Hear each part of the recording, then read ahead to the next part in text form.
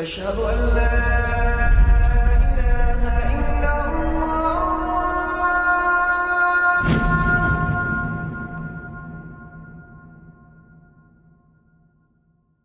Raindrops media পরিবেশিত audio lecture series সিরাহ।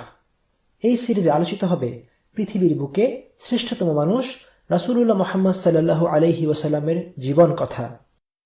ইন্নাল হামদালিল্লাহি ওয়াসসালাতু ওয়াসসালামু আলা রাসূলিল্লাহি ওয়া আলা আলিহি ওয়াসহাবিহি ওয়াসাল্লাম তাসলিমান কাসীরান মাজিদান ইলা ইয়াউমিদ্দিন।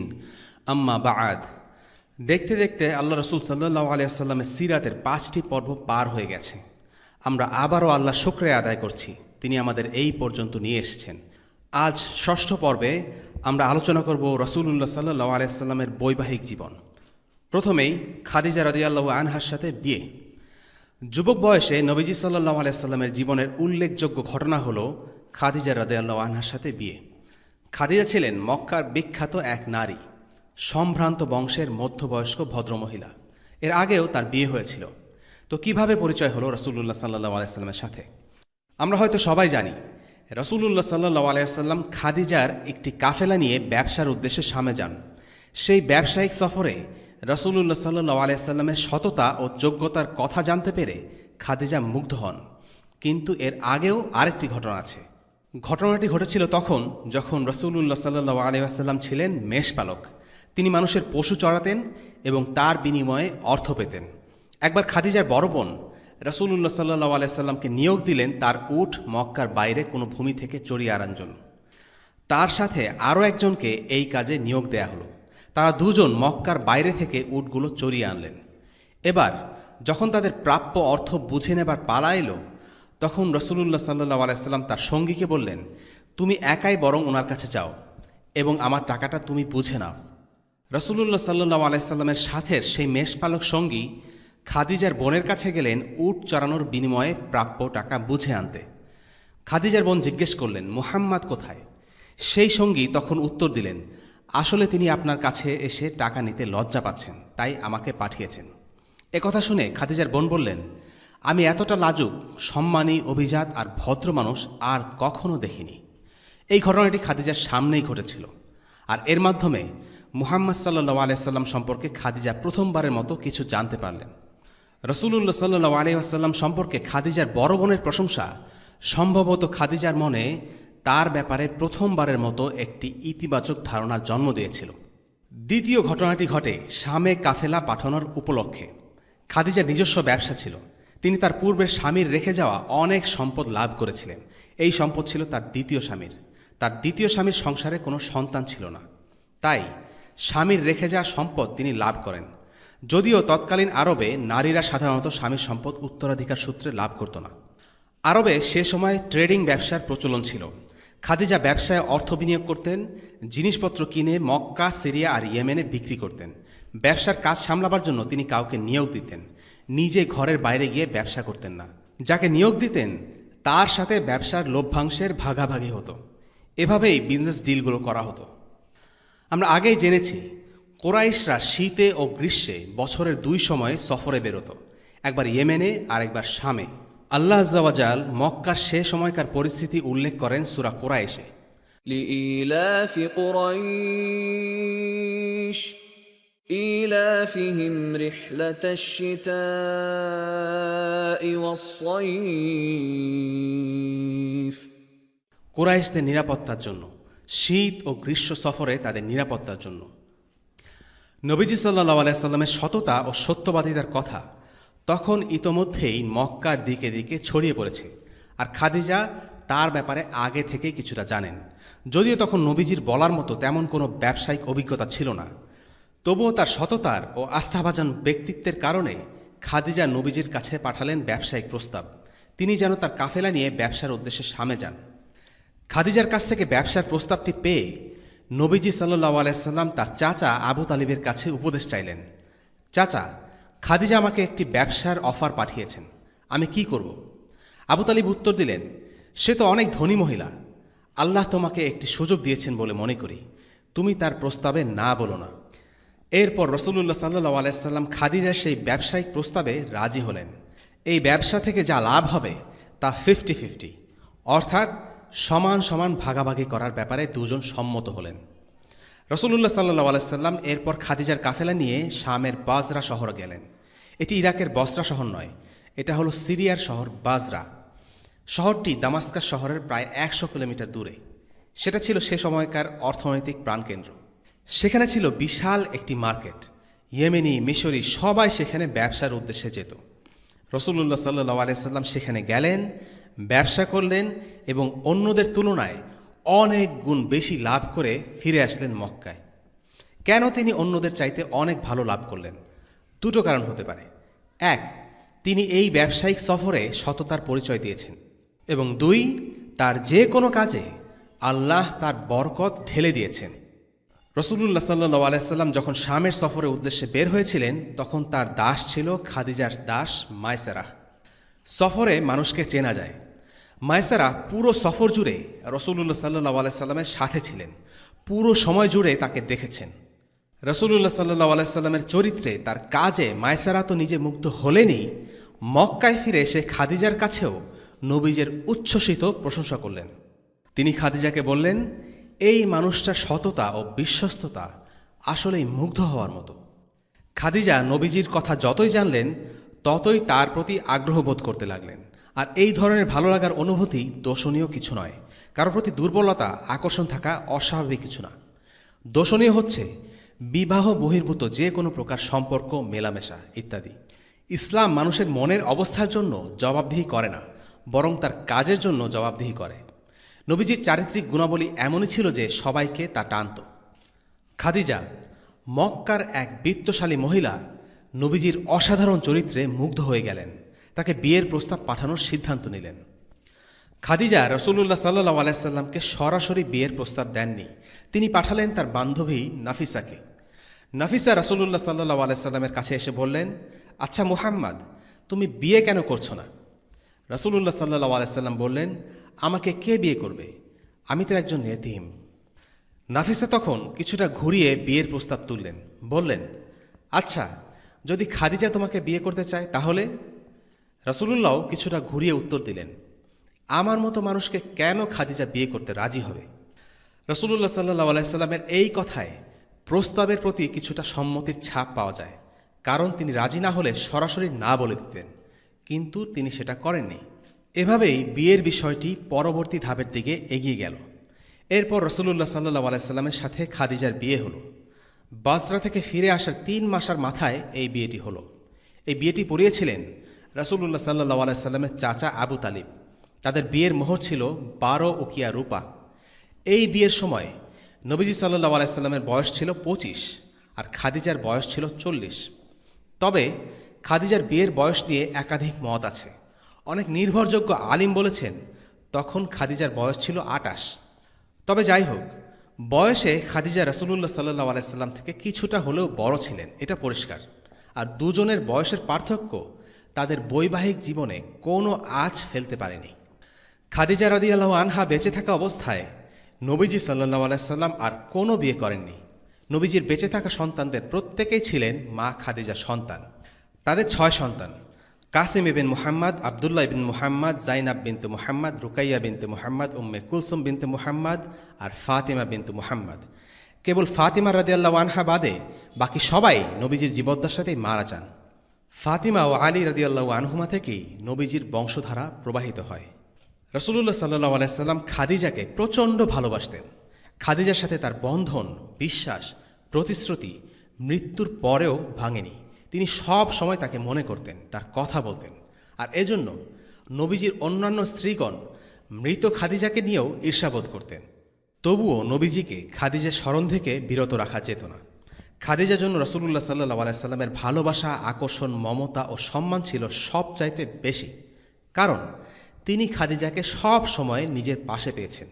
যখন সবাই রাসূলুল্লাহ সাল্লাল্লাহু আলাইহি সাল্লামের বিরুদ্ধে কথা বলেছে, তখন সান্ত্বনা আর আশার কথা শুনিয়েছেন খাদিজা। তিনি নবীজিকে পরম মমতায় আগলে রেখেছিলেন।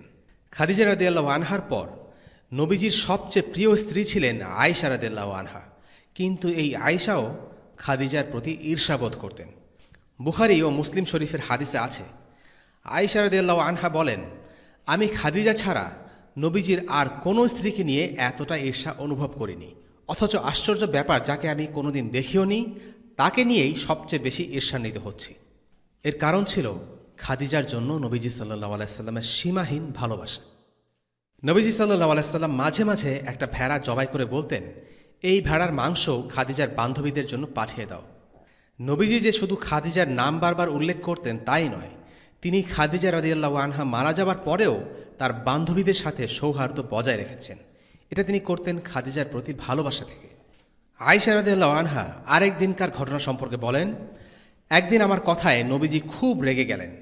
খাদিজাকে নিয়ে আমার খুব হিংসে হচ্ছিল, তাই আমি কিছু কথা শুনিয়ে দিলাম। তখন নবীজি বললেন, মহান আল্লাহ তাআলাই আমার অন্তরে খাদিজার প্রতি ভালোবাসা তৈরি করে দিয়েছেন। এই ভালোবাসার নিয়ন্ত্রণ রাসূলুল্লাহ সাল্লাল্লাহু আলাইহি সাল্লামের হাতে ছিল না, এটা সম্পূর্ণ আল্লাহর পক্ষ থেকে। আল্লাহ তাআলাই তার অন্তরে খাদিজার জন্য বিশেষ স্থান তৈরি করে দিয়েছেন। ইমাম আহমদ ও তিরমিজি থেকে একটি বর্ণিত হাদিসে আছে যে, আয়েশা রাদিয়াল্লাহু আনহা বলেন, এমন অনেক দিন হয়েছে যে খাদিজার প্রশংসা না করে নবীজি সাল্লাল্লাহু আলাইহি সাল্লাম ঘর থেকে বেরোননি। একদিন এভাবে তিনি খাদিজার প্রশংসা করছিলেন। আমি সহ্য করতে না পেরে বলে উঠলাম, তিনি কি এমন ছিলেন? তিনি তো একজন বয়স্ক মহিলা মাত্র। তার চেয়েও উত্তম নারী দিয়ে কি আল্লাহ তাআলা আপনার স্ত্রীর স্থান পূরণ করে দেননি? এ কথা শোনা মাত্র নবীজি রেগে যান। রাগত কণ্ঠে বলেন যে, না, আল্লাহর কসম, তিনি খাদিজার চাইতে উত্তম আর কাউকেই আমার জীবনে আনেননি। যখন সবাই আমাকে অস্বীকার করেছে তখন সে আমার উপর আস্থা রেখেছে, যখন সবাই আমাকে মিথ্যুক ডেকেছে তখন সে আমার উপর বিশ্বাস করেছে, আর যখন সবাই আমাকে প্রত্যাখ্যান করেছে সে তার সব কিছু দিয়ে আমাকে স্বস্তি দিয়েছে। আল্লাহ তার মাধ্যমে আমার উপর রহমত দিয়েছেন, আমাকে তার থেকে সন্তান দান করেছেন। কেউ খাদিজার বিরুদ্ধে টু শব্দ করা মাত্র নবীজি রেগে উঠতেন। নবীজি চরিত্রের এই দিকটি থেকে একটা ব্যাপার বোঝা যায়, আর তা হলো আপন মানুষদের জন্য নবীজির কদর। তিনি সব সময় তাদেরকে বিশেষ স্থান দিয়েছেন। খাদিজা রাদিয়াল্লাহু আনহা মারা যাবার বহু বছর পরেও তিনি তাকে স্মরণ করতেন। হামজা বিন আব্দুল মুত্তালিব, মুসাব ইবনে উমাইর, খাদিজা, এদের সবাইকে তিনি স্মরণ করতেন। মৃত্যুর ঠিক আগে নবীজি সাল্লাল্লাহু আলাইহি ওয়াসাল্লাম একটি কাজ করেছিলেন। তিনি উহুদের শহীদ সাহাবাদের কবর জিয়ারত করতে যান। নবীজির ৭০ জন সঙ্গী সেই যুদ্ধে শহীদ হয়েছিলেন। তাই যখনই নবীজি বুঝতে পারেন যে তার হাতে আর বেশি দিন সময় নেই, তিনি সেখানে গিয়ে তাদের সবার জন্য দোয়া করলেন এবং দোয়ার মাঝে বললেন, শীঘ্রই আমাদের দেখা হবে। নবীজি সাল্লাল্লাহু আলাইহি ওয়াসাল্লাম তাদেরকে অসম্ভব ভালোবাসতেন, নিজের পাশে তাদেরকে অনুভব করতেন। তাই আল্লাহর কাছে দোয়া করেন যেন আল্লাহ তাআলা তাদেরকে জান্নাতে একসাথে মিলিত করে দেন। তিনি তাদের সঙ্গীকে কখনো ভুলে যাননি, তাদেরকে আজীবন স্মরণ রেখেছেন। তেমনি করেই মনে রেখেছেন নিজের স্ত্রী খাদিজার কথা, যে তার দুঃসময়ের সঙ্গী ছিলেন। তিনি নিয়মিত খাদিজার জন্য দোয়া চাইতেন, ঘুরে ফিরে তার কথাই বলতেন। খাদিজা আসলেই ছিলেন একজন বিশেষ ব্যক্তি। তিনি বেঁচে থাকতে একবার জিবরাইল আলাইহিস সালাম নবীজির কাছে এসে বললেন, এখন খাদিজা আপনার কাছে আসবেন, তিনি আপনার খাবার নিয়ে আসছেন। যখন তিনি আসবেন তাকে বলবেন, আল্লাহ সুবহানাহু ওয়া তাআলা তাকে সালাম দিয়েছেন। সেই সাথে বলবেন যে আমিও তাকে সালাম জানিয়েছি। সুবহানাল্লাহ। খাদিজা রাদিয়াল্লাহু আনহার মর্যাদা এতটাই অসামান্য ছিল যে স্বয়ং আল্লাহ তাআলা তাকে সালাম দেওয়ার জন্য জিবরিল আলাইহিস সালামকে পাঠিয়ে দিয়েছেন, আর জিবরিল আলাইহিস সালাম নিজের পক্ষ থেকেও তাকে সালাম জানিয়েছিলেন। এরপর জিবরিল আলাইহিস সালাম বললেন, খাদিজাকে জান্নাতের বাড়ির সুসংবাদ দিন। খাদিজা হলেন জান্নাতি রমণী। পৃথিবীর বুকে সবচাইতে মর্যাদা সম্পন্ন 4 জন নারীর একজন হলেন মা খাদিজা রাদিয়াল্লাহু আনহা। রাসূলুল্লাহ সাল্লাল্লাহু আলাইহি ওয়াসাল্লাম বলেন, দুনিয়ার মাঝে শ্রেষ্ঠ নারী 4 জন: মারিয়াম বিনতে ইমরান, খাদিজা বিনতে খুয়াইলিদ, ফাতেমা বিনতে মুহাম্মদ এবং আসিয়া বিনতে মুজাহিম। এই 4 জনের মাঝে সেরা হলেন মারিয়াম আলাইহিস সালাম। আল্লাহ আযজা ওয়া জাল সূরা আলে ইমরানে বলেন, وَإِذْ قَالَتِ الْمَلَائِكَةُ يَا مَرْيَمُ إِنَّ اللَّهَ اصْطَفَاكِ وَطَهَّرَكِ وَاصْطَفَاكِ عَلَى نِسَاءِ الْعَالَمِينَ। আর স্মরণ করো যখন ফেরেশতারা বলল, হে মারিয়াম, নিশ্চয়ই আল্লাহ তোমাকে মনোনীত করেছেন ও পবিত্র করেছেন, আর তোমাকে বিশ্ব নারী সমাজের ঊর্ধ্বে মনোনীত করেছেন। সূরা আলে ইমরান আয়াত 42। এরপর দ্বিতীয় স্থানে আছেন খাদিজা, তারপর ফাতিমা রাদিয়াল্লাহু আনহা এবং 4 নম্বরে আসিয়া বিনতে মুজাহিম। এই 4 জনের প্রত্যেকেই কোনো না কোনো নবীর সাথে সম্পর্কযুক্ত। এদের মধ্যে 2 জন ছিলেন নবীদের মা আর নবীদের বড় করেছেন। মারিয়াম এবং আসিয়া। মারিয়াম ছিলেন নবী ঈসা আলাইহিসসালামের মা, আর আসিয়া নবী মূসাকে লালন পালন করেন। খাদিজা ছিলেন একজন নবীর স্ত্রী এবং ফাতেমা একজন নবীর কন্যা। এই চারজন নারীর মধ্যে কিছু সাধারণ বৈশিষ্ট্য আছে। এক, তাদের নিরেট ঈমান। তাদের ঈমান ছিল শক্তিশালী, অন্তর ছিল ঈমানে পরিপূর্ণ। আল্লাহর প্রতি বিশ্বাস এতটাই দৃঢ় ছিল যে কোনো কিছুই হৃদয়ে সন্দেহের জন্ম দিতে পারত না। তাদের প্রবল ঈমানকে টলাবার সাধ্যই কারও ছিল না। তাদের ঈমান মূলত ইয়াকিনের পর্যায়ে ছিল। দেখা জগতের তুলনায় অদেখা জগৎটার প্রতি তাদের বিশ্বাস ও আস্থা বেশি ছিল। যে গায়েবকে তারা কখনো দেখেননি বা শোনেননি, সেই গায়েব জগৎটাই ছিল তাদের বেশি প্রিয় ও কাঙ্ক্ষিত। যেমন ফিরআউনের স্ত্রী আসিয়া, তার কী না ছিল! একজন নারী দুনিয়ার যা কিছু চাইতে পারে তার সবই ছিল। সম্পদ, ক্ষমতা, টাকাওয়ালা স্বামী, ফাইফরমাস খাটার জন্য নিয়োজিত চাকর বাকরের দল, অথচ তিনি এ সব কিছু আল্লাহর জন্য ছেড়ে দিতে প্রস্তুত ছিলেন। আল্লাহ সুবহানাহু ওয়া তাআলা তাকে দুনিয়ার বুকে সবচেয়ে চমৎকার এক স্থানে রানীর হালে থাকার সুযোগ দিয়েছেন। আর আসিয়া বলছেন তিনি এসবের কিছুই চান না, তিনি চান কেবল জান্নাতের একটি ঘর। وضرب الله مثلا للذين آمنوا امرأة فرعون إذ قالت رب ابن لي عندك بيتا في الجنة ونجني من فرعون وعمله ونجني من القوم الظالمين। আল্লাহ তাআলা মুমিনদের জন্য ফিরআউনের স্ত্রীর এক দৃষ্টান্ত বর্ণনা করেছেন। সে বলেছিল, হে আমার রব, আপনার কাছে জান্নাতে আমার জন্য একটি ঘর নির্মাণ করুন, আমাকে ফিরআউন ও তার দুষ্কর্ম থেকে উদ্ধার করুন এবং আমাকে জালিম সম্প্রদায় থেকে মুক্তি দিন।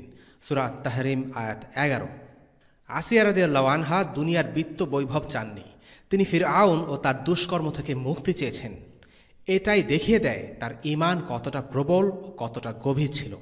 অত্যন্ত নীতিহীন এবং কলুষিত সমাজের একজন বাসিন্দা হওয়া সত্ত্বেও তিনি এ সব থেকে নিজেকে পবিত্র রেখেছিলেন এবং তার হৃদয়কে আল্লাহর সাথে জুড়ে দিয়েছিলেন। বাকি তিনজন নারীর ক্ষেত্রেও তা বলা যায়। 2, তাদের সবার মধ্যে দ্বিতীয় যে বিষয়টি লক্ষ্য করা যায় তা হল তারা প্রত্যেকে ছিলেন ভালো স্ত্রী বা ভালো মা। নারীবাদীরা এই বিষয়টি ভালো চোখে নাও দেখতে পারে। এই 4 নারী কিন্তু তাদের ক্যারিয়ার, সংস্কার কার্যক্রম, আন্দোলন কিংবা জ্ঞানের কারণে শ্রেষ্ঠত্ব অর্জন করেননি। আসিয়া এবং মারিয়াম আলাইহিসসালাম এই 2 জনের ঘরে প্রতিপালিত হয়েছিল 2 শ্রেষ্ঠ নবী, মূসা আলাইহিসসালাম এবং ঈসা আলাইহিসসালাম। খাদিজার অনন্যতার পেছনে রয়েছে তার স্বামী নবী মুহাম্মদ সাল্লাল্লাহু আলাইহি ওয়াসাল্লামের প্রতি সর্বাত্মক সহযোগিতা ও সমর্থন। তিনি বড় ব্যবসায়ী ছিলেন সত্যি, তবে এজন্য তিনি শ্রেষ্ঠ নন। তিনি শ্রেষ্ঠ কারণ যখনই প্রয়োজন হয়েছে তখনই তিনি তার স্বামীর পাশে দাঁড়িয়েছিলেন, তাকে স্বস্তি দিয়েছেন।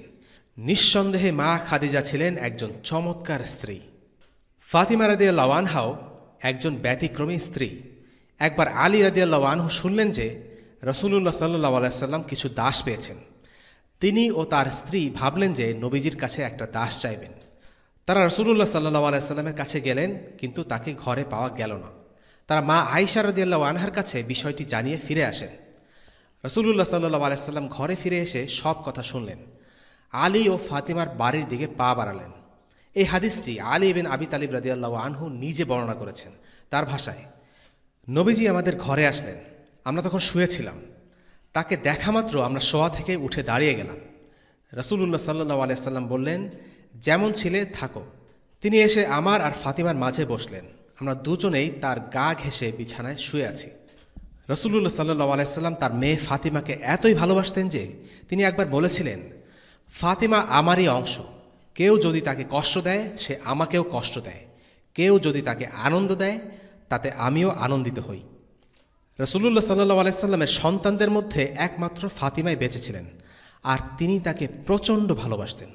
তিনি তার মেয়ের জন্য সবচেয়ে ভালোটাই চাইতেন। তিনি চাইলেই পারতেন একজন ভৃত্য তাদের ঘরে নিযুক্ত করতে, কিন্তু তা তিনি করলেন না। তিনি বললেন, তোমাদের দেয়ার জন্য দাস থেকেও ভালো আমার কাছে কিছু আছে। তোমরা রাতে ঘুমাবার আগে সুবহানাল্লাহ 33 বার, আলহামদুলিল্লাহ 33 বার এবং আল্লাহু আকবার 33 বার করে পড়বে। এটা তোমাদের জন্য একটা ভৃত্য রাখা অপেক্ষা উত্তম। রাসূলুল্লাহ সাল্লাল্লাহু আলাইহি ওয়াসাল্লাম জানতেন তার কন্যা হচ্ছে সেরাদেরও সেরা। তিনি জানতেন কাজ করতে করতে ফাতিমার হাতগুলো রুক্ষ হয়ে গিয়েছিল। তিনি জানতেন তার হাতের চামড়াগুলো খসখসে হয়ে গিয়েছিল। তারপরেও তিনি তাকে তসবি উপহার দিলেন, ভৃত্য নয়। আলী বিন আবি তালিবের থেকেই তার স্ত্রীর বর্ণনা পাওয়া যায়। তিনি বলেছেন, ফাতিমা খুবই কঠোর পরিশ্রম করতেন। জাতাকলে কাজ করার কারণে ওর হাত রুক্ষ ও খসখসে হয়ে যায়। কুয়া থেকে পানি তুলতে তুলতে ওর ঘাড়ে দাগ পড়ে যেত। ঘর পরিষ্কার করতে করতে ওর পোশাক ময়লা হয়ে পড়ত। এই ছিল পৃথিবীর সেরা মানুষটির কন্যার অবস্থা। আর এই কারণে তিনি ছিলেন 4 সেরা নারীর একজন। জ্ঞান বা মেধার বিবেচনায় আয়েশা রাদিয়াল্লাহু আনহা ছিলেন খাদিজা রাদিয়াল্লাহু আনহা এবং ফাতিমা থেকে অনেক এগিয়ে। তথাপি তিনি ফাতিমা বা খাদিজার সমান সম্মাননা অর্জন করেননি। নবীজি সাল্লাল্লাহু আলাইহি ওয়াসাল্লাম প্রথম বিয়ে করেছিলেন 25 বছর বয়সে। ন্যায়নীতিহীন একটি সমাজে থেকেও এই 25 বছর পর্যন্ত তিনি সৎ ও পবিত্র হিসেবেই পরিচিত ছিলেন। নবুয়ত পাওয়ার আগ পর্যন্ত তার জীবনে নারী ঘটিত কিছু ছিল না। কিন্তু ইসলাম বিদ্বেষীরা নবীজির নামে নানা রকম কুৎসা রটনা করেছে। তারা নবীজির বিয়েকে প্রশ্নবিদ্ধ করার চেষ্টা করেছে। আয়েশাকে অল্প বয়সে বিয়ে করা, 12 জন স্ত্রী রাখা, এসব নিয়ে তারা নবীজিকে নানা রকম অপবাদ দেয়। ইংরেজিতে একটা টার্ম বের করেছে, ওয়েমেনাইজার। তাই রাসূলুল্লাহ সাল্লাল্লাহু আলাইহি সাল্লামের বৈবাহিক জীবন সম্পর্কে মুসলিমদের সঠিক ধারণা রাখা অত্যন্ত জরুরি। প্রথমত, নবীজি সাল্লাল্লাহু আলাইহি সাল্লামের জীবনকালে মক্কার অবস্থা ছিল ভয়াবহ। নারী পুরুষের মাঝে অবৈধ সম্পর্ক, মেলামেশা, ব্যভিচার এসব ছিল নিত্যনৈমিত্তিক ব্যাপার। আয়েশা রাদিয়াল্লাহু আনহা থেকে বর্ণিত একটি হাদিসে জানা যায় যে সেই সময় নারী পুরুষের মাঝে 4 ধরনের সম্পর্ক প্রচলিত ছিল। একটা ছিল এখনকার বিয়ের মতো। দ্বিতীয় প্রকার ছিল পতিতাবৃত্তি। মক্কায় কিছু বাড়ির উপর বিশেষ ধরনের চিহ্ন থাকত, এগুলো ছিল পতিতালয়। তৃতীয় সম্পর্ক ছিল এমন, একজন নারী 10 জন পুরুষের সাথে একে একে করে শয্যাশয়ী হবে। এরপর গর্ভধারণ করলে তার ইচ্ছে মতো তাদের যে কোনো একজনের দিকে নির্দেশ করবে এবং সেই লোককেই বাচ্চার সমস্ত দায় দায়িত্ব গ্রহণ করতে হবে। চতুর্থ ধরনের সম্পর্ক ছিল এমন, একজন লোক তার স্ত্রীকে অভিজাত ঘরের কোনো লোকের সাথে জিনা করার জন্য পাঠাবে, যাতে করে তাদের সন্তান উন্নত বংশের হয়। এই নীতি বিবর্জিত সমাজে থেকেও নবীজি সাল্লাল্লাহু আলাইহি সাল্লাম নারীদের সাথে কোনো সম্পর্কে জড়াননি। 25 বছর পর্যন্ত ছিলেন তিনি একজন কুমার। দ্বিতীয়ত, 25 বছর বয়সে এসে তিনি বিয়ের সিদ্ধান্ত নেন। সে সময়ে এমন এক নারীকে বেছে নেন, তিনি ছিলেন তার চাইতে 15 বছরের বড়। শুধু তাই নয়, তিনি ছিলেন একজন বিধবা বা তালাকপ্রাপ্ত মহিলা। নবীজি সাল্লাল্লাহু আলাইহি সাল্লাম উচ্চ বংশের যুবক ছিলেন, হাশেমে ছিলেন। চাইলেই নিজের জন্য মক্কার যে কোনো নারীকে বাছাই করতে পারতেন। তিনি চাইলে নিজের চেয়ে ছোট অল্প বয়সী যে কোনো তরুণীকে বিয়ে করতে পারতেন, কিন্তু তিনি তা করেননি। তিনি এমন একজন নারীকে বিয়ে করলেন যিনি তার চেয়েও 15 বছরের বড়। তৃতীয়ত, রাসূলুল্লাহ সাল্লাল্লাহু আলাইহি সাল্লামের প্রথম স্ত্রী খাদিজার সাথে 50 বছর বয়স পর্যন্ত সংসার করেন। একজন পুরুষ যুবক বয়স থেকে 50 বছর পর্যন্তই সাধারণত নারীদের প্রতি বেশি আকৃষ্ট হয়ে থাকে। এই বয়সটাতে পুরুষের চাহিদা থাকে সর্বাধিক। কিন্তু নবীজি তার 50 বছর বয়স পর্যন্ত কেবলমাত্র একজন স্ত্রী নিয়েই সংসার করেছেন। যতদিন পর্যন্ত খাদিজা বেঁচে ছিলেন ততদিন অন্য কোনো বিয়ে করেননি এবং খাদিজাকে নিয়েই তিনি অত্যন্ত খুশি ছিলেন। সুতরাং নবীজি নারীদের ব্যাপারে দুর্বল বা নারীলোভী ছিলেন, এই ধরনের কথা শুধু ভিত্তিহীনই নয়, বরং নির্ভেজাল মিথ্যাচার। চতুর্থত, খাদিজা মারা যাবারও 2-3 বছর পর পর্যন্ত রাসূলুল্লাহ সাল্লাল্লাহু আলাইহি সাল্লাম একাই জীবনযাপন করেন। এরপর আরেকজন বিধবা সাউদা রাদিয়াল্লাহু আনহাকে বিয়ে করেন। সাউদার স্বামী মারা যাওয়ায় তিনি তাকে বিয়ে করেন। সাউদা বেশ বয়স্ক ছিলেন। একটা সময় তিনি নবীজিকে তার ভাগের রাতগুলো আয়েশার সাথে কাটানোর অনুমতি দেন। এর কারণ ছিল তার বার্ধক্য। রাসূলুল্লাহ সাল্লাল্লাহু আলাইহি সাল্লাম এর পরবর্তীতে আরও কিছু বিয়ে করেন। তার জীবনের শেষ 10 বছরেই তিনি বেশিরভাগ বিয়ে সম্পন্ন করেন। তিনি যখন মারা যান তখন তার 9 জন বিধবা স্ত্রী ছিলেন। নবীজির স্ত্রীরা হলেন খাদিজা বিনতু খুয়াইলিদ, সাউদা বিনতে জামআ, আয়েশা বিনতু আবু বকর, হাফসা বিনতে ওমর, জাইনাব বিনতু খুজাইমা, সালামা বিনতে আবি উমাইয়া, জাইনাব বিনতু জাহাশ, জুয়াইরা বিনতে আল হারিস, রামলা বিনতু আবু সুফিয়ান, সাফিয়া বিনতে হুয়াই আর মাইমুনা বিনতে আল হারিস। এছাড়াও ওনার 2 জন দাসী ছিলেন বলে জানা যায়। তাদের নাম হচ্ছে রায়হানা বিনতে জায়েদ এবং মারিয়া আল কিবতিয়া। এখন প্রশ্ন আসতে পারে, কেন নবীজি সাল্লাল্লাহু আলাইহি ওয়াসাল্লাম জীবনের শেষ অধ্যায়ে এসে এতগুলো বিয়ে করলেন, যখন নিজের যুবা বয়সে মাত্র একজন বিধবাকে বিয়ে করেই তিনি সুখী জীবনযাপন করছিলেন? শেষ বয়সে তার এতগুলো বিয়ে করার কারণ কি?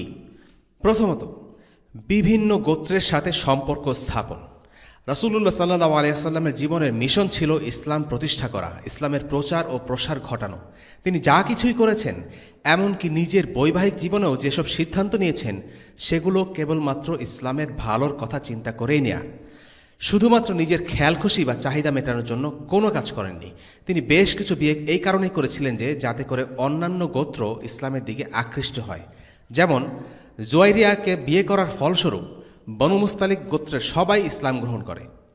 দ্বিতীয়ত, সাহাবীদের দেখাশোনা করার জন্য।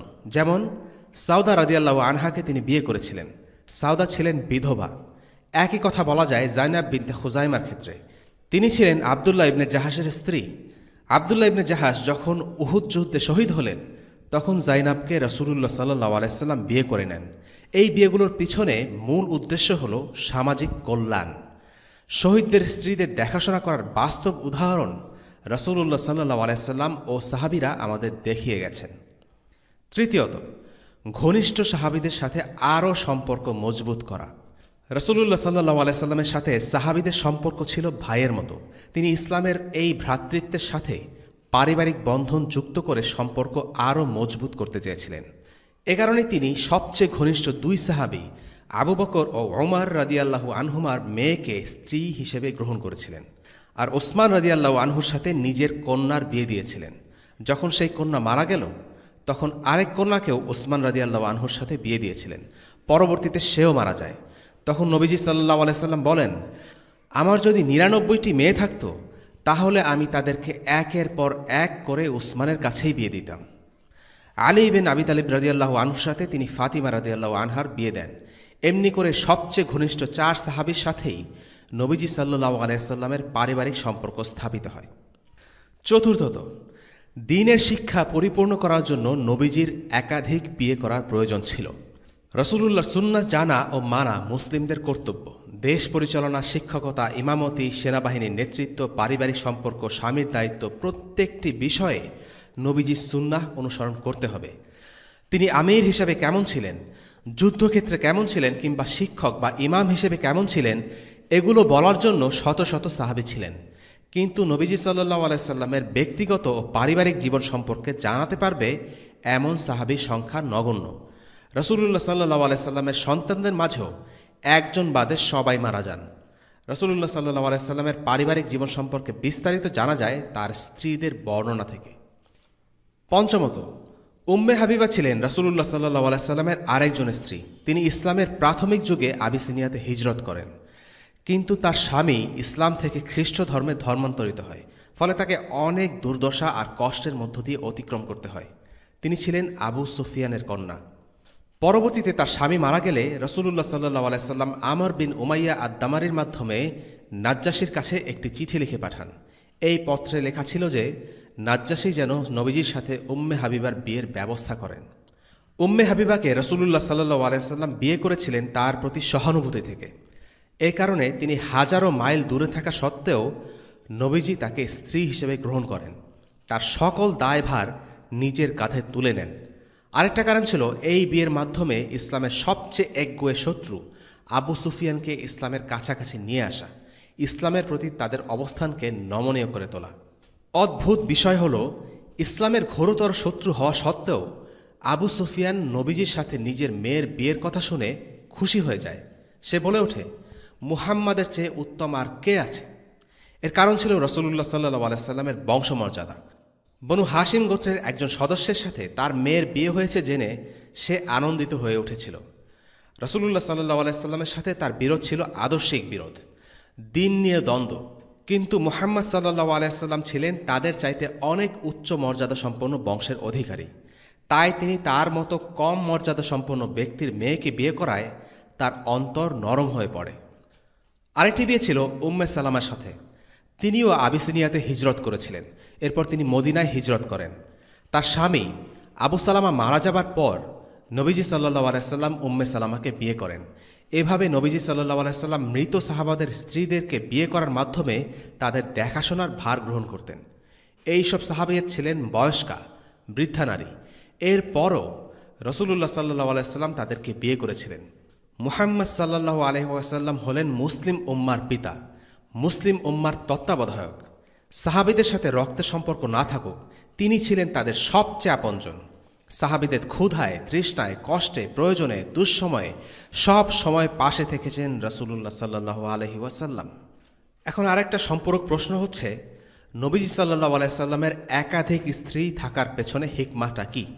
নবীজি যদি কেবল একজন স্ত্রী থাকতেন তাহলে অনেক সমস্যা হতো। একাধিক স্ত্রী থাকার কারণে অনেকগুলো সুবিধা হয়েছে। প্রথমত, একজনের পক্ষে সমস্ত খুঁটিনাটি ব্যাপার মনে রাখা বেশ দুরূহ ব্যাপার। আর যদি কয়েকজন স্ত্রী থাকে তখন একজন ভুলে গেলেও অন্য কেউ সেটা স্মরণ করে রাখতে পারবেন। এছাড়াও যদি শুধুমাত্র একজন বর্ণনা করে তাহলে তার কথাকে সহজেই বাতিল করে দেয়া যায়, কেননা মাত্র একজন কথাগুলো বলছে, যার অন্য কোনো সাক্ষ্য প্রমাণ নেই। একটা মাত্র উৎস হলে তার বক্তব্য দুর্বল বলে প্রমাণ করে দিতে পারলেই সবগুলো হাদিসকে বাতিল করে দেয়া যেত। সেক্ষেত্রে তার পারিবারিক জীবন সম্পর্কে জানা প্রায় অসম্ভব হয়ে পড়ত। কাফেররা সবসময় চায় ইসলামের উপর আঘাত হানতে। তারা আবু হুরায়রাকে ভুল প্রমাণ করার জন্য কতভাবে যে আক্রমণ করেছে তার কোনো ইয়ত্তা নেই। এর কারণ হলো, আবু হুরায়রাকে বাতিল প্রমাণ করতে পারলে তার থেকে বর্ণিত প্রায় ৫,০০০ হাদিসকে প্রশ্নবিদ্ধ করে দেয়া সম্ভব। নবীজির একাধিক স্ত্রী থাকায় তাদের থেকে বর্ণিত হাদিসগুলোর সত্যতা আরও বেশি জোরালো হয়েছে। দ্বিতীয়ত, রাসূলুল্লাহ সাল্লাল্লাহু আলাইহি সাল্লামের পারিবারিক জীবন অত্যন্ত গুরুত্বপূর্ণ কিছু সুন্নাহ সম্পর্কে অবহিত করে।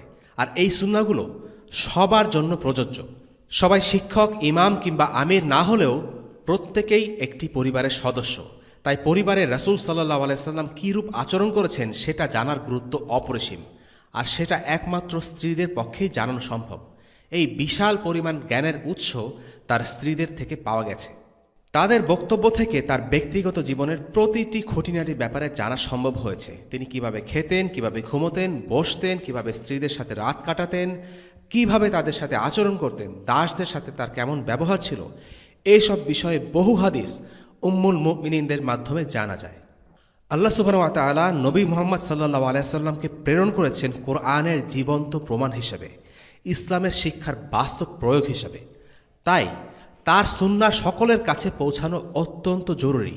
আর এই কারণেই সাধারণ নিয়ম থেকে তাকে অব্যাহত দেয়া হয়। 4 বা কম সংখ্যক স্ত্রীর বদলে অধিক স্ত্রী দান করা হয়। এ সবই আল্লাহ সুবহানাহু ওয়া তাআলার পরিকল্পনার অংশ। এভাবেই আল্লাহ তাআলা তার দ্বীনকে হেফাজত করেছেন এবং নবীজির সব সুন্নাহ পরবর্তী সকল প্রজন্মের কাছে পৌঁছে দিয়েছেন। আজকের পর্বের একটি গুরুত্বপূর্ণ টপিক হচ্ছে নবীজি সাল্লাল্লাহু আলাইহি সাল্লামের যে বিয়ে নিয়ে ইসলাম বিদ্বেষীরা সবচেয়ে বেশি সমালোচনা করে।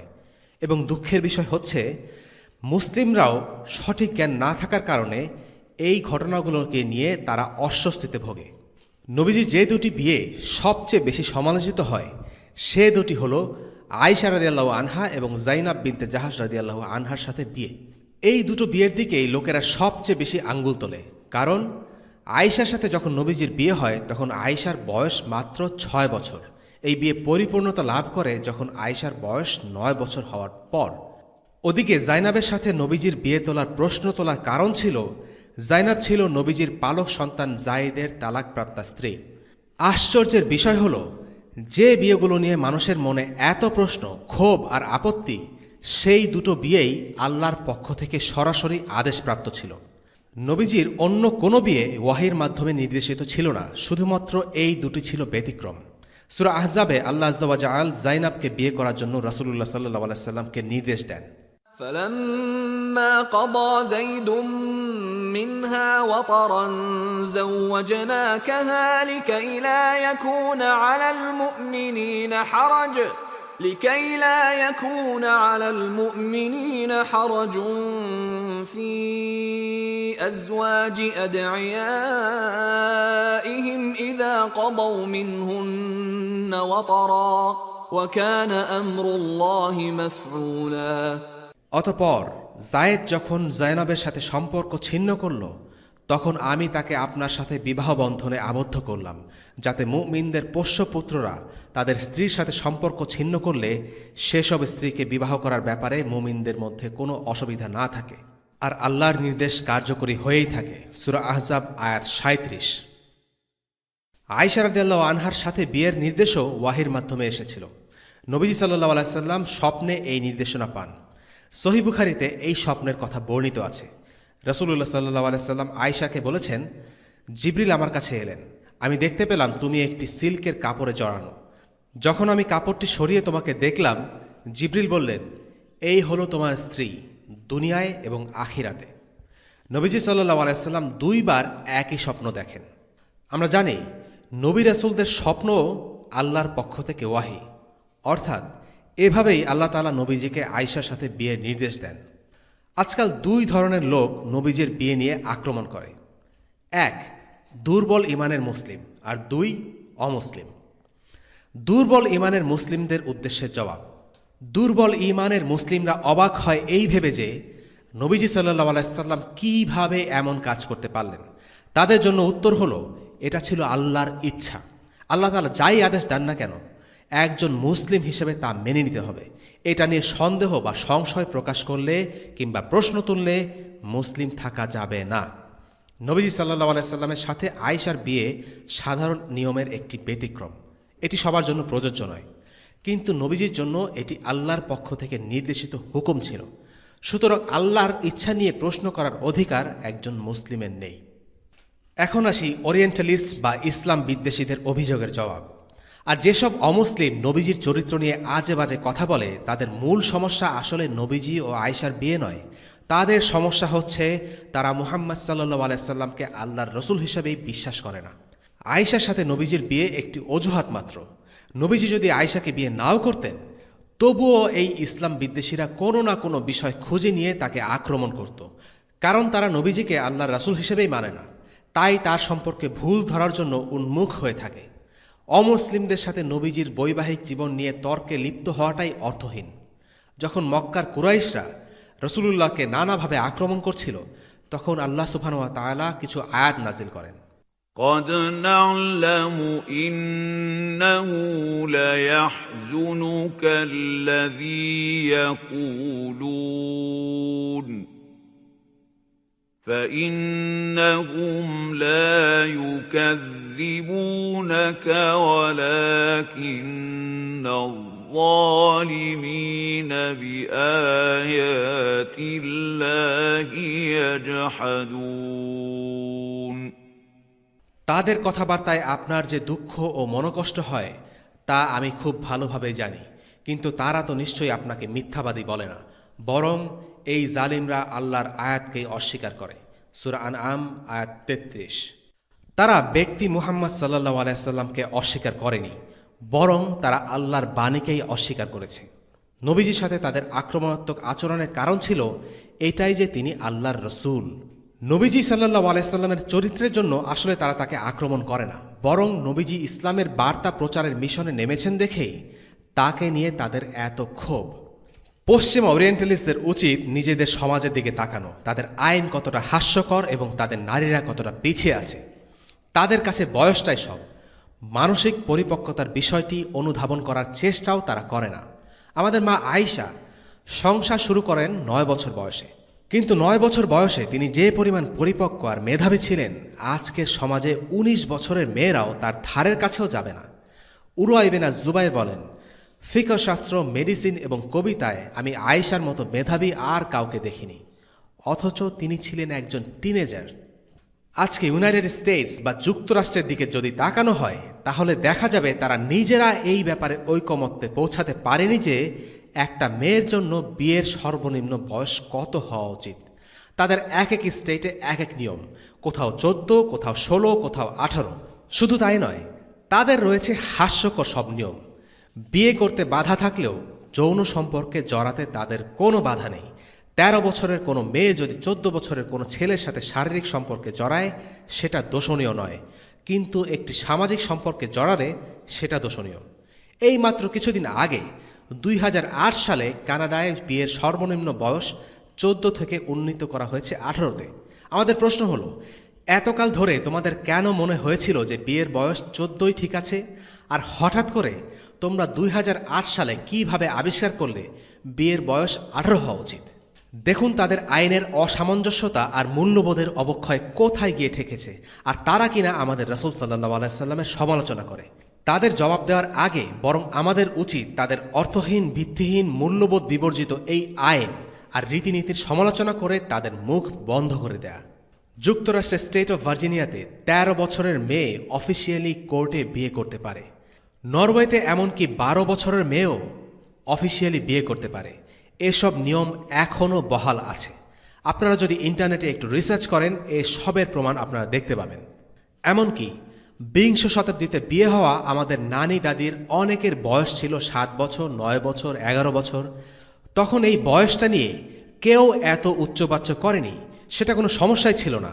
এই রিসেন্টলি আমরা এত গুঞ্জন শুনছি, সেটা আসলে বয়সের জন্য না, সমস্যাটা আদর্শিক। এবং আরেকটা গ্রুপ হচ্ছে মডার্নিস্টদের গ্রুপ। বর্তমান সময়ে মুসলিমদের মধ্যে নতুন একটি ধারা তৈরি হয়েছে, যারা প্রমাণ করার চেষ্টা করে আয়েশা রাদিয়াল্লাহু আনহা 9 বছর বয়সে নয়, বরং 18 কিংবা 19 বছরের দিকে সংসার করা শুরু করেন। এই ধারণাটি বেশ নতুন। গত 1400 বছরের ইতিহাসে সহিহ বুখারীতে আয়েশার বিয়ের যে বয়স বর্ণিত হয়েছে, সেটা অস্বীকার করার চেষ্টা করা হয়নি। এই মডার্নিস্টরা তাদের দাবি প্রমাণ করার জন্য বিভিন্ন একাডেমিক দলিল দেখানোর চেষ্টাও করে। মূলত তাদের দাবি হচ্ছে, সহিহ বুখারীতে যে হাদিসে বলা হয়েছে যে বিয়ের সময় আয়েশার বয়স ছিল 6 এবং সংসার শুরু করেন তিনি 9 বছর বয়সে, সেই হাদিসটা দাইফ বা দুর্বল। তারা বলে এই হাদিসের সনদ বা বর্ণনা সূত্রে এমন একজন রাবি বা বর্ণনাকারী আছেন যার বর্ণনা গ্রহণযোগ্য নয়, কারণ তিনি ছিলেন সিনাইল, অর্থাৎ বার্ধক্যের কারণে তার স্মৃতিশক্তি লোপ পেয়েছিল, যে কারণে আমরা তার থেকে হাদিস নিতে পারি না। এই রাবি হলেন হিশাম ইবনে উরওয়াহ। তিনি হাদিসটি পেয়েছেন তার বাবা উরওয়া ইবনে আজ-জুবাইর থেকে। আর উরওয়া হচ্ছেন মা আয়েশার বোন আসমা বিনতে আবু বকরের ছেলে, অর্থাৎ আয়েশার ভাতিজা। যারা এই হাদিসকে প্রত্যাখ্যান করে তাদের দাবি 3টি। তারা বলে, যেই বর্ণনা সূত্রে হিশাম ইবনে উরওয়া আছেন সেই হাদিস আমরা নিতে পারি না, কারণ তার স্মৃতিশক্তি নির্ভরযোগ্য নয়। দ্বিতীয় দাবি, হিশাম ইবনে উরওয়া হাদিসটি নিয়েছেন কেবলমাত্র একজন থেকে, তিনি হচ্ছেন তার বাবা উরওয়া ইবনে আজ-জুবাইর, কাজেই হাদিসটি ভুল হতে পারে। এবং তৃতীয় দাবিটি হল, উরওয়া হাদিসটি কেবল আয়েশা থেকে শুনেছেন, কাজেই এই চেইনের প্রতিটি ধাপে একজন মাত্র বর্ণনাকারী, কাজেই হাদিসটি দুর্বল। এদের জবাবে অনেক কিছুই বলা যেতে পারে। প্রথমত বলা চলে, যারা এই দাবি করে তাদের ক্রেডেনশিয়াল লক্ষ্য করলে আমরা দেখব এরা কেউই হাদিসের আলিম নয়। হাদিস শাস্ত্রের জ্ঞান খুবই গুরুত্বপূর্ণ একটি বিষয়। যেসব মডার্নিস্ট এই হাদিসটি অস্বীকার করে তাদের হাদিসের ওপর কোনো পারদর্শিতা নেই। দ্বিতীয়ত, তারা উরওয়ার বিরুদ্ধে যে অভিযোগ আনে সেটি প্রমাণিত নয়, এটা একটা অভিযোগ মাত্র। তারা বলে আল ওয়াহাম ওয়াল ইহাম নামে কিতাবে লেখা আছে তার বার্ধক্যের কারণে তার স্মৃতিশক্তির লোপ পেয়েছে, কিন্তু আসলে এই কিতাবে শুধু বলা হয়েছে বার্ধক্যের কারণে তার স্মৃতিশক্তি কিছুটা কমে গেছে, কিন্তু এর জন্য তিনি হাদিস শাস্ত্রে অনির্ভরযোগ্য কোনো রাবি হিসেবে সাব্যস্ত হননি। তৃতীয়ত, ইসলামী শরিয়াতে জারহে তাদিলের একটি শাস্ত্র আছে। এই শাস্ত্রে আলোচনা করা হয় রাবিদের চরিত্র ও নির্ভরযোগ্যতা নিয়ে, হাদিস বর্ণনায় তারা কে কতটা বিশ্বস্ত। জারহে তাদিলের নিয়ম মতে কোনো বার্ধক্যের কারণে কোনো রাবির যদি স্মৃতিশক্তি কমে যায়, সেক্ষেত্রে তার সমস্ত বর্ণনা বাতিল হয় না, বরং যখন থেকে তার স্মৃতিশক্তিতে সমস্যা দেখা গেছে সেই সময়ের পর থেকে তার থেকে হাদিস গ্রহণ করা হয় না। মডার্নিস্টদের অভিযোগ, হিশাম এই হাদিসটি বর্ণনা করেছেন শেষ বয়সে মদিনায়, তার স্মৃতিশক্তিতে গোলযোগ দেখা যাবার পর। আসলে এই অভিযোগটিও মিথ্যা, কারণ উরওয়া এই হাদিসটি শুধু মদিনায় নয় বরং মক্কা, বসরা আর রায়, মদিনা ছাড়া আরও 3টি শহরে বর্ণনা করেছেন। শুধু তাই নয়, যে ব্যক্তি হিশামের স্মৃতি নিয়ে প্রশ্ন তুলেছেন তাকে ইমাম আজ-যাহাবির মতো আলিম কঠিনভাবে সমালোচনা করেছেন। চতুর্থত, তারা বলে হিশামের বাবা উরওয়া কেবল একজনের কাছে এই হাদিসটি বর্ণনা করেছেন, আসলে তিনি এই বর্ণনাটি 3 জনের কাছে করেছেন। পঞ্চমত, তারা বলে আয়েশা থেকে কেবলমাত্র একজন এই হাদিসটি বর্ণনা করেছেন, আসলে 6 জন বর্ণনাকারী এই হাদিসটি আয়েশা থেকে বর্ণনা করেছেন। ষষ্ঠত এবং সবচেয়ে গুরুত্বপূর্ণ, এই হাদিস সহিহ মুসলিমেও এসেছে, আর সেই বর্ণনায় উরওয়া নেই। একই হাদিস অন্যান্য রাবিরা বর্ণনা করেছেন।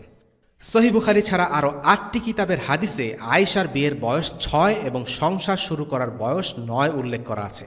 তারা কিভাবে এটা অস্বীকার করে? তারা আসলে এটা অস্বীকার করে না, বরং এই বিষয়টা বেমালুম চেপে যায় এবং উরওয়ার স্মৃতিশক্তির ব্যাপারে যে অভিযোগ সেটা নিয়ে কেবল কথা বলতে থাকে, যদিও সেটা প্রমাণিত নয়। আমরা খুব সংক্ষেপে প্রমাণ করার চেষ্টা করেছি এই হাদিসটির ব্যাপারে তারা যে অভিযোগগুলো আনে তার সব কয়টা মিথ্যা। সত্যি বলতে এটা নিয়ে ছোটোখাটো একটা বই লেখা সম্ভব। যেহেতু এই সিরিজটি সিরাত নিয়ে, তাই জারহে তাদিলের শাস্ত্রের খুঁটিনাটি নিয়ে আলোচনা করা আমাদের আওতার বাইরে। একটা ব্যাপার এখানে ভাবনার উদ্রেক করে, গত 1400 বছরে এই হাদিস নিয়ে কেউ কোনো প্রশ্ন তুলেনি।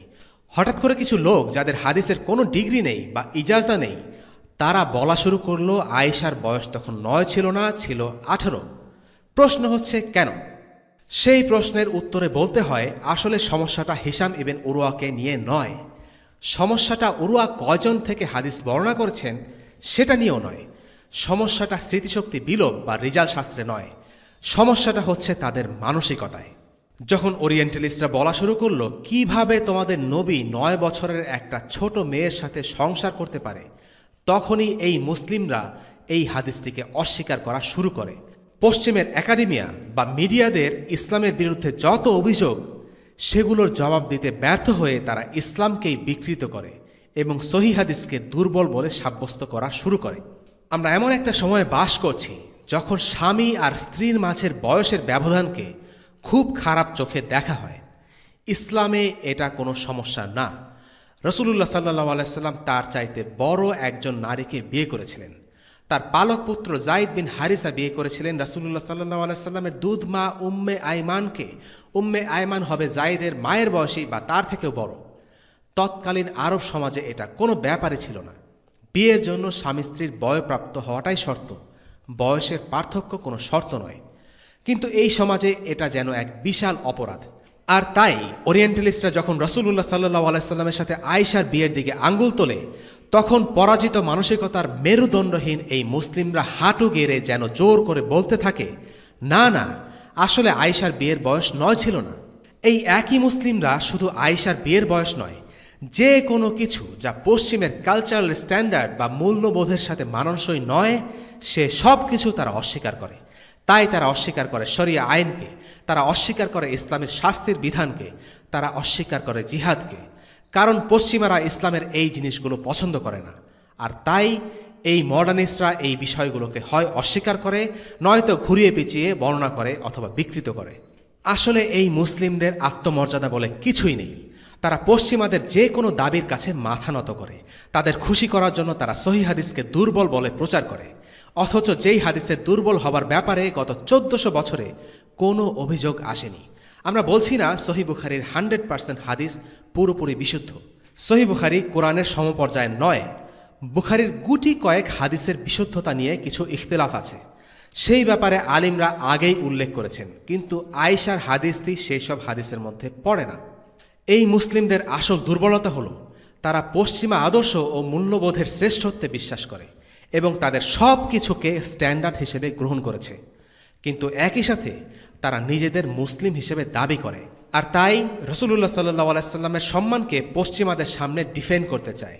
নিশ্চয়ই রাসূলুল্লাহর সম্মানকে রক্ষা করা অনেক বড় একটি কাজ, কিন্তু সেই কাজ করতে গিয়ে আমরা মিথ্যা বলতে পারি না, হাদিস অস্বীকার করতে পারি না।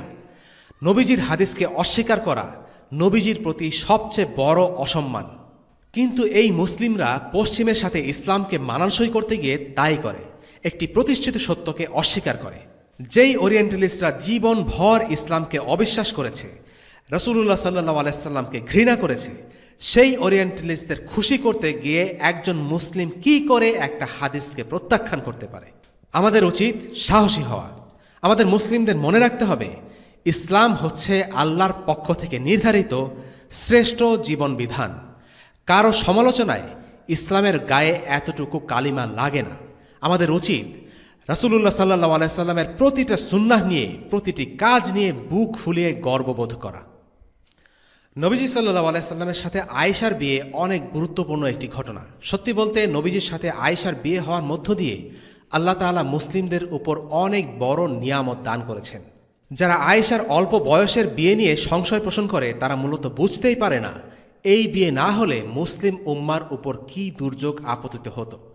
আয়েশা রাদিয়াল্লাহু আনহা ছিলেন একজন আলিমা, প্রচণ্ড মেধাশক্তির অধিকারী, অত্যন্ত বুদ্ধিমতী ও অনুসন্ধানী প্রকৃতির।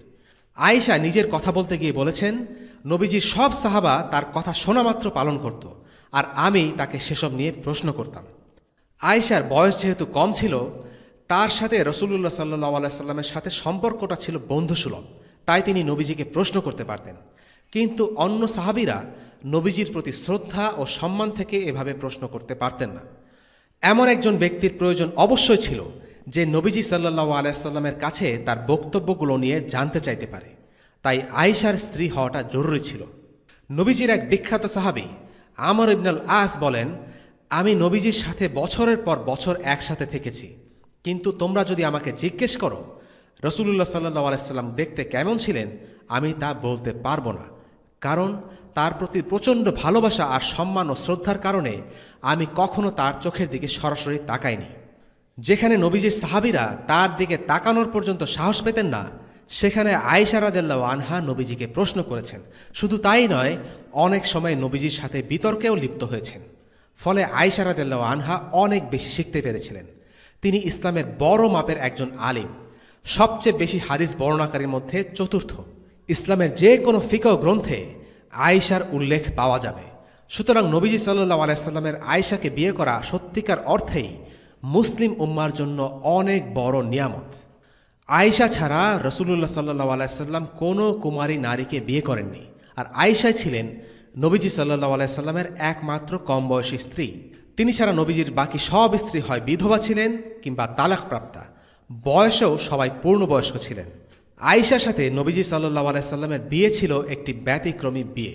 নবীজি সাল্লাল্লাহু আলাইহি সাল্লামের যে আরও দুটি বিয়ে নিয়ে ইসলাম বিদ্বেষীরা অভিযোগ তোলে, সেগুলো হচ্ছে জাইনাব বিনতে জাহাশ এবং সাফিয়া বিনতে হুয়াই ইবন আখতাব। এই দুটো বিয়ের আলোচনায় অভিযোগগুলোর খণ্ডন করা হবে ইনশাআল্লাহ। নবীজির সর্বশেষ সন্তান হলেন ইব্রাহিম ইবন মুহাম্মদ। তিনি ছিলেন রাসূলুল্লাহ সাল্লাল্লাহু আলাইহি সাল্লামের দাসী মারিয়ামের গর্ভে জন্ম নেয়া সন্তান। জন্মের পর মাত্র 18 মাস বেঁচে ছিলেন ইব্রাহিম। সেটা ছিল তাবুক যুদ্ধের পরের ঘটনা। ইব্রাহিমের মৃত্যুদিনে সূর্যগ্রহণ হয়। তা দেখে মুসলিমরা বলতে থাকে, নিশ্চয়ই এটা একটা মিরাকল। কিন্তু রাসূলুল্লাহ সাল্লাল্লাহু আলাইহি সাল্লাম তখন বলেন, সূর্য আর চাঁদ এ দুটো হলো আল্লাহর দুই নিদর্শন, কারণ মৃত্যু বা জন্মের সাথে সূর্যগ্রহণ বা চন্দ্রগ্রহণের কোনো সম্পর্ক নেই। এই হাদিস সম্পর্কে একজন আলিম মন্তব্য করেন, রাসূলুল্লাহ সাল্লাল্লাহু আলাইহি সাল্লামের এই কথা প্রমাণ করে যে তিনি মিথ্যা নবী নন, আর যদি তিনি মিথ্যা নবী হতেন তাহলে এটা ছিল তার জন্য সুবর্ণ সুযোগ। তিনি বলতে পারতেন, দেখো আমার ছেলের মৃত্যুদিনে আজ সূর্যগ্রহণ হয়েছে। একজন মিথ্যা নবী নিজের উম্মতের কাছে বাহবা পাওয়ার এই সুযোগ কোনো মতেই ছাড়ত না। কিন্তু আল্লাহর রাসূল সত্য বলেছেন, সূর্য বা চন্দ্রগ্রহণের সাথে কারো জন্ম বা মৃত্যুর কোনো সম্পর্ক নেই। আমাদের মনে স্বাভাবিকভাবে একটা প্রশ্ন আসে, কেন আল্লাহ রাসূলের কোনো পুত্র সন্তান বেঁচে ছিলেন না? এর উত্তরে বলতে হয়, এটা ছিল আল্লাহর একটা বড় হিকমা। ইব্রাহিম প্রায় 18 মাস পর্যন্ত বেঁচে ছিলেন, এবং এই বয়সটা কিন্তু খুবই আদরে একটা বয়স। আমরা সবাই আমাদের বাচ্চার এই বয়সটা খুবই এনজয় করি। আল্লাহ তাআলা নবীজিকে সেই বয়সে একজন সন্তান দান করেন, কিন্তু তিনি তাকে আবার উঠিয়েও নেন। ইব্রাহিমের মৃত্যুতে নবীজি সাল্লাল্লাহু আলাইহি সাল্লাম অনেক কেঁদেছিলেন। ইবনে মাজাতে আছে, নবীজি বলেছিলেন, যদি ইব্রাহিম জীবিত থাকত সে একজন নবী হতো। অর্থাৎ এটা সম্ভব না যে রাসূলুল্লাহ সাল্লাল্লাহু আলাইহি সাল্লামের ছেলে একজন নবী হবে না, কিন্তু তিনি ছিলেন শেষ নবী। ইব্রাহিম জীবিত থাকা অবস্থাতেই কিন্তু সূরা আহজাবের সেই আয়াতটি নাজিল হয়ে গিয়েছিল, যেখানে বলা আছে,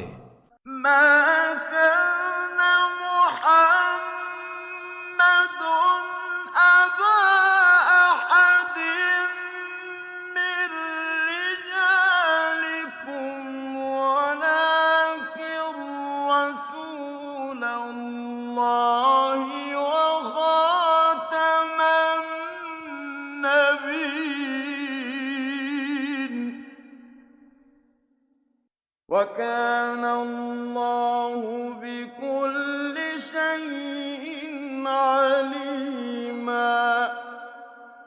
মুহাম্মদ তোমাদের কোনো ব্যক্তির পিতা নন, বরং তিনি আল্লাহর রাসূল এবং শেষ নবী। আল্লাহ সব বিষয়ে জ্ঞাত। সূরা আহজাব আয়াত 40। এই আয়াত থেকে বোঝা যায় রাসূলুল্লাহ সাল্লাল্লাহু আলাইহি সাল্লামের কোনো পুত্র সন্তান জীবিত থাকবে না, এবং নবীজি সাল্লাল্লাহু আলাইহি সাল্লামও জানতেন ইব্রাহিম হয়তো বেঁচে থাকবেন না। এটা ছিল আল্লাহর পরিকল্পনারই অংশ। আমরা দেখতে পাই উম্মতের কিছু বিভ্রান্ত লোক রাসূলুল্লাহ সাল্লাল্লাহু আলাইহি সাল্লামের নাতিদেরকে নিয়ে কি পরিমাণ বাড়াবাড়িতে লিপ্ত হয়েছে। আর যদি নবীজির পুত্রের মাধ্যমে কোনো বংশ পরম্পরা থাকত, এই উম্মতের লোকরা না জানে কি করত, তাদের হয়তো নবী বানাতো অথবা বিধাতার আসনে বসিয়ে দিত। সুতরাং রাসূলুল্লাহ সাল্লাল্লাহু আলাইহি সাল্লামের কোনো পুত্র সন্তান না থাকা আমাদের জন্য আল্লাহর পক্ষ থেকে একটা অনুগ্রহ। সবশেষে আমরা জানব আল্লাহ রাসূল সাল্লাল্লাহু আলাইহি সাল্লামের পালক পুত্র সম্পর্কে। তিনি হচ্ছেন যায়েদ ইবনে হারিসা। যায়েদ ইবনে হারিসা ছিলেন এক ইয়েমেনি গোত্রের সন্তান। তাকদীরের লিখনে এক অন্যায় যুদ্ধের বলি হয়ে মায়ের কোল থেকে আলাদা হয়ে দাস হিসেবে বিক্রি হয়ে গেলেন। সেই যায়েদকে দাস হিসেবে উকাজ মেলা থেকে কিনে নিলেন খাদিজা। খাদিজার সেবক হিসেবে যায়েদ মক্কা থাকা শুরু করলেন। খাদিজার বিয়ের পর যায়েদকে তিনি উপহার হিসেবে তুলে দিলেন রাসূলুল্লাহর হাতে। এটা নবুয়তের অনেক আগের কথা। যায়েদ রাসূলুল্লাহর কাছে বড় হতে লাগলেন। বহু বছর পরের কথা, যায়েদের বাবা জানতে পারলেন যায়েদ মক্কায়। তড়িঘড়ি করে ভাইকে সাথে নিয়ে তিনি মক্কায় এলেন। রাসূলুল্লাহ সাল্লাল্লাহু আলাইহি ওয়াসাল্লামকে খুঁজে বের করলেন, তাকে অনুরোধ করলেন যেন তিনি যায়েদকে তাদের হাতে তুলে দেন, বিনিময়ে যা পারেন সবই দেবেন। নবীজি সাল্লাল্লাহু আলাইহি ওয়াসাল্লাম যায়েদকে ফিরিয়ে দিতে খুব একটা আগ্রহী ছিলেন না, কারণ ততদিনে যায়েদের সাথে তার চমৎকার সম্পর্ক তৈরি হয়েছে। অন্যদিকে আরেকজনের সন্তানকে জোর করে রেখে দেওয়ার এখতিয়ার তারও নেই। রাসূলুল্লাহ সাল্লাল্লাহু আলাইহি ওয়াসাল্লাম কোনো বিনিময় চাইলেন না, পুরো বিষয়টা যায়েদের ইচ্ছার উপর ছেড়ে দিলেন। একথা শুনে যায়েদের বাবা ও চাচা খুবই খুশি হলেন। রাসূলুল্লাহ সাল্লাল্লাহু আলাইহি ওয়াসাল্লাম যায়েদকে ডেকে জিজ্ঞেস করলেন যায়েদ কার কাছে থাকতে চায়। যায়েদ আসলেন, তার বাবা চাচাকে দেখে চিনতে পারলেন, কিন্তু তাদের দুজনকে অবাক করে দিয়ে যায়েদ রাসূলুল্লাহকে বললেন, আমি আমার বাবা চাচার চাইতে আপনার সাথে থাকা বেশি পছন্দ করি। যায়েদের বাবা প্রচণ্ড মনক্ষুণ্ণ হলেন। একজন সন্তান কি করে তার বাবার কাছে ফিরে না যেতে পারে। যায়েদের বাবা বললেন, যায়েদ তুমি কি পাগল হয়েছ? নিজের বাবার কাছে, নিজের গোত্রের কাছে ফিরে না গিয়ে তুমি এখানে দাস হিসেবে থেকে যাবে? একজন মানুষ তার বাবার ওপরে অন্য কাউকে প্রাধান্য দেবে, এটা হতে পারে না। কিন্তু মুহাম্মদ সাল্লাল্লাহু আলাইহি ওয়াসাল্লাম ছিলেন আল্লাহর রাসূল, আর রাসূল সাল্লাল্লাহু আলাইহি সাল্লামের সাথে তার উম্মার সম্পর্ক পিতৃত্বের সম্পর্কের ওপরে প্রাধান্য পায়। যদিও তখন মুহাম্মদ সাল্লাল্লাহু আলাইহি সাল্লাম আল্লাহ রাসূল হননি, কিন্তু যে ভালোবাসা দিয়ে তিনি যায়েদকে বড় করেছেন তা একজন নবীর পক্ষেই সম্ভব। যাই হোক, যায়েদের বাবার প্রচণ্ড মন খারাপ হলো। আল্লাহ রাসূল তৎক্ষণাৎ দাঁড়িয়ে যায়েদকে নিজের সন্তান হিসেবে ঘোষণা করলেন এবং তাকে মুক্ত করে দিলেন। যায়েদ ইবনে হারিসা হয়ে গেলেন যায়েদ ইবনে মুহাম্মদ, মক্কার একজন স্বাধীন ব্যক্তি। হয়তো আল্লাহ রাসূল চাইছিলেন যায়েদের বাবার মনটা যেন এই ভেবে কিছুটা হালকা হয় যে তার ছেলে অন্তত আর কারো দাস নয়, সে স্বাধীন। যায়েদের বাবার প্রথম খুব মন খারাপ হলেও পরে এই দৃশ্য দেখে তিনি মোটামুটি আশ্বস্ত হয়ে ফিরে গেলেন। যায়েদ ছিলেন আল্লাহ রাসূলের প্রচণ্ড ভালোবাসার পাত্র। যায়েদ রাসূলুল্লাহকে এত বেশি পছন্দ করতেন যে বাবার সাথে থাকার চাইতে রাসূলুল্লাহর সাথে থাকাটাই তার কাছে বেশি প্রিয় ছিল। রাসূলুল্লাহ তাকে নিজের ছেলের মতো আদর করতেন। যায়েদের কখনো মনে হয়নি তিনি একজন দাস, বরং আল্লাহ রাসূলের পরিবারের একজন। এ সব কিছুই ঘটে নবুয়তের আগে। যায়েদের সন্তান উসামা রাদিয়াল্লাহু আনহু বড় হয়েছিলেন রাসূলুল্লাহর ঘরে। যায়েদ শুধু আল্লাহ রাসূলের স্নেহভাজন ছিলেন না, ছিলেন আস্থাভাজনও। যায়েদ ছিলেন অগ্রগামী মুসলিমদের একজন। নবুয়তের প্রায় প্রারম্ভে ইসলাম গ্রহণ করেন। বদর, উহুদ, খন্দক গুরুত্বপূর্ণ যুদ্ধগুলোর একটিও তিনি মিস করেননি। হিজরত করেছিলেন একদম শুরুর দিকটায়। রাসূলুল্লাহ সাল্লাল্লাহু আলাইহি ওয়াসাল্লাম আর আবু বকরের পরিবারের সাথে নিজ পরিবারকে মক্কা থেকে নিরাপদে মদিনায় নিয়ে আসার কাজটিও করেন এই যায়েদ। একাধিক সামরিক অভিযানের কমান্ডার হিসেবেও দায়িত্ব পালন করেছিলেন তিনি। সিরাতের এই পর্যায়ে যায়েদের নাম যায়েদ ইবনে মুহাম্মদ। সে সময় পালকপুত্র আর রক্ত সম্পর্কের পুত্রের মধ্যে কোনো পার্থক্য করা হতো না, তাদের মধ্যে সত্যিকার পিতা পুত্রের সম্পর্ক প্রযোজ্য হতো। কিন্তু পরবর্তীতে ইসলাম এই রীতি বদলে দেয়, আর যখন ইসলাম এই রীতিকে বদলে দিল তখন যায়েদ আর যায়েদ ইবনে মুহাম্মদ থাকবেন না, তিনি ফিরে যাবেন তার আসল নামে যায়েদ ইবনে হারিসা। সিরাতের বিভিন্ন পর্যায়ে যায়েদ বিন হারিসার অনেকবার কথা আসবে, কিন্তু একটা বিষয় তার ব্যাপারে স্বতন্ত্র।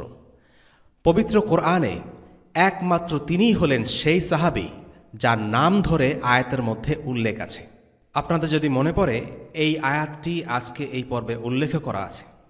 ওয়াসাল্লাল্লাহু আলা সাইয়্যিদিনা মুহাম্মদ ওয়া আলা আলিহি ওয়াসহাবিহি ওয়াসাল্লাম। আলহামদুলিল্লাহি রাব্বিল আলামিন। আসসালামু আলাইকুম ওয়া রাহমাতুল্লাহি ওয়া বারাকাতুহু।